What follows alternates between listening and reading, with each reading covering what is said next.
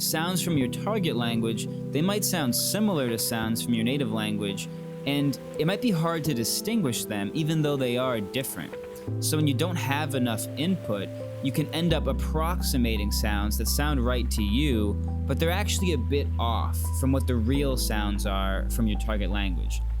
Some examples from Spanish would be like, in Spanish, you don't push out air when you say T, so the T can feel a bit more strong in English, where the T in Spanish can sound a bit weaker.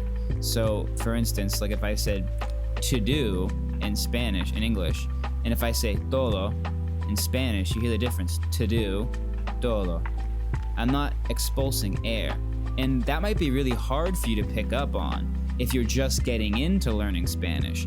But after hundreds of hours of input, you begin to hear it better and better and better.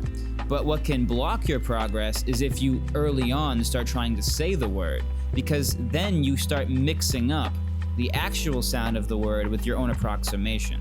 And this is doubly true with languages that are further removed from English, like Chinese, where there's tones. It's going to be really hard for you to pick up on them in the beginning.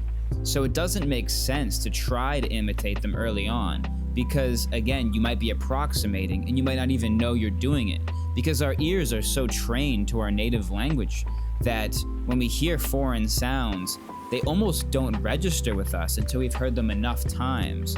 So again, be very careful with your pronunciation early on, because you can lock in sounds and continue to use sounds even when you've heard these sounds millions of times in your input, but because you've produced them yourself, you could be fossilizing pronunciation errors.